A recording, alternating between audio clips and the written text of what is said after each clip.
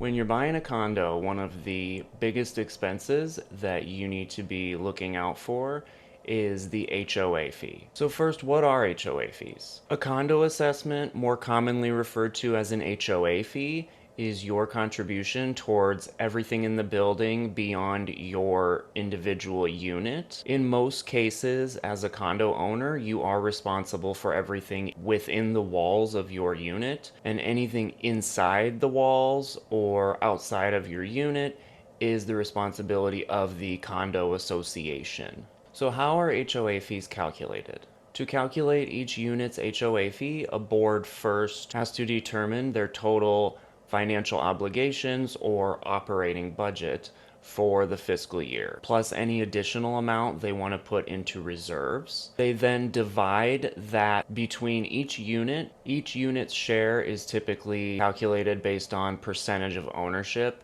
which tends to be based on square footage. It's then divided by 12, and that is your monthly assessment or HOA fee for the upcoming 12 months. If you ever want to know your unit's percentage of ownership, that should be listed in your condo association's governing documents or somewhere in the closing paperwork from when you bought your home. So, where is the money held? A condo association generally has two bank accounts. One is the operating account, and that is the one where all of the assessments collected from unit owners are deposited, and then they pay all of their expenses, all their bills out of that. The second account is their reserve account, which is essentially like a savings account. That's money that they don't think they will need in the near future, and they're just holding it for a rainy day. So you can kind of think about it like as an individual, you have a checking account and a savings account. That's essentially how a condo association works as well. So, what do HOA fees pay for?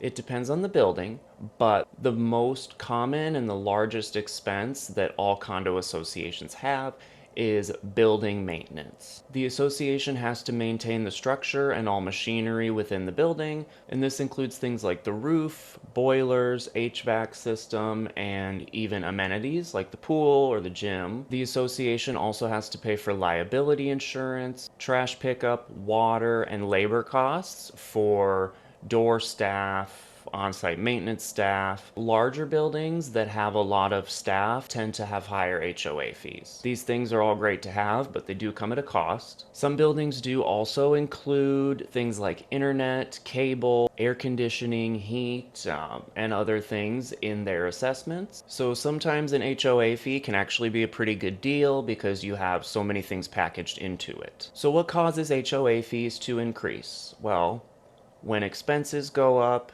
the HOA needs more money, and of course, that need for more money falls on the unit owners. Expenses are always going up. For you as an individual, you're always paying more for everything. Same thing applies for a condo association. Now, even when an association's expenses are flat from year to year, typically they're still going to increase the assessments a little bit to build reserves in case something comes up or if they have future projects that they're planning. And an important note, associations have things in their governing documents most of the time that limit the ability of the condo board to increase assessments by more than a certain amount without approval from unit owners. So, for example, it could be like if they want to increase assessments by more than 15% year over year, then they would have to have unit owners vote. The condo board would not be able to just increase it by more than 15% on their own. Now, what is a special assessment? Anytime a condo association faces a major expense and they don't have enough money to cover it, a special assessment will be imposed. These are calculated the same way as your monthly HOA fee. They just figure out how much money they need, and then they split it up between each unit based on percentage of ownership.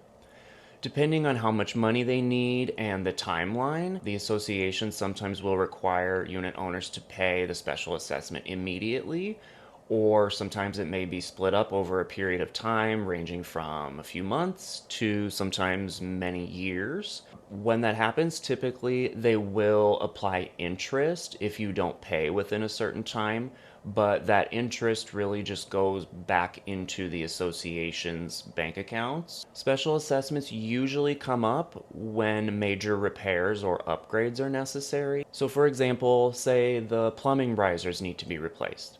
In a big building, that can cost millions of dollars if the association doesn't have enough money in their account, and for that amount of money, they probably don't. Then the unit owners are going to have to pay up through a special assessment to cover that. Associations can take out loans if they need money immediately and don't have it, but they typically want to avoid that because you don't want to pay interest to a bank. So, why is it that you see some buildings with really high HOA fees and others are very low? Well, building maintenance makes up the largest piece, usually, of a building's operating budget. Older buildings tend to need a lot more repairs and upgrades. So that's why you're going to notice that older buildings tend to have higher HOA fees than newer ones. But HOA fees should not be taken at face value. A high HOA fee is not always a bad thing. A low HOA fee is not always a good thing. Sometimes there are a lot of things included in an HOA fee, which offset other potential expenses. So let's say your building has a pretty high HOA fee, or at least in your opinion, it's pretty high, but the air conditioning and the internet are included. Well, those are other bills that you don't have to pay because they're included in your HOA fees. Also, a higher HOA fee could just mean that the association is building up reserves, and so it's less likely that you're going to see a massive special assessment or a major increase in your HOA fee the next year. A low HOA fee could mean that the association is just barely covering their expenses,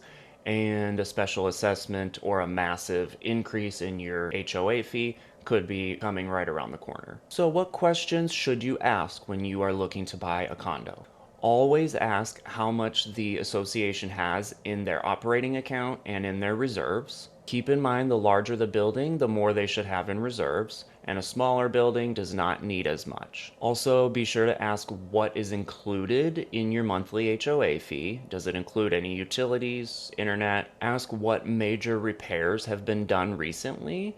This is important because let's say the boiler has just recently been replaced.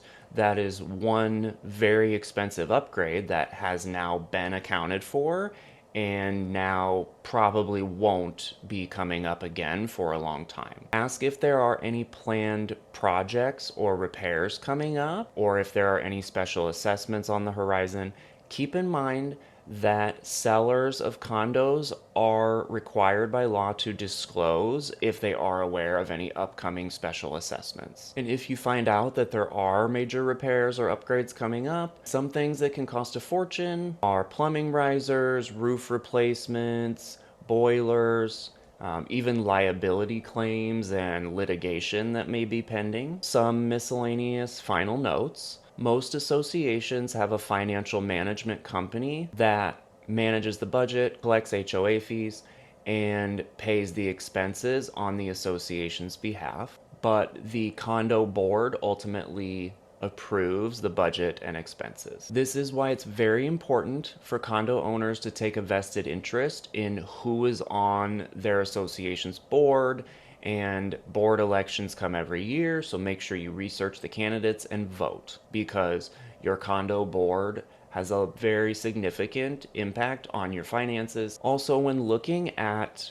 an HOA, be sure to look at the full picture. Don't just look at your monthly HOA fee. You have to look at the entire picture of the HOA's finances and decide whether it lines up with your finances and priorities and whether you feel comfortable with it. So if a building has low reserves or high assessments, that may not necessarily be a big concern for everybody. If you feel like you're in the position financially to handle a special assessment, should one come along, then it may not be a problem for you. What really matters is whether you personally feel comfortable handling the potential financial obligation of owning a unit in that building. In conclusion, Ask lots of questions and consider the full picture of an HOA's finances before buying a condo. As always, thank you for watching. And if you have any questions about buying or selling a condo, please feel free to reach out to me anytime. And be sure to like this video and subscribe to my channel for more. Thanks. Bye.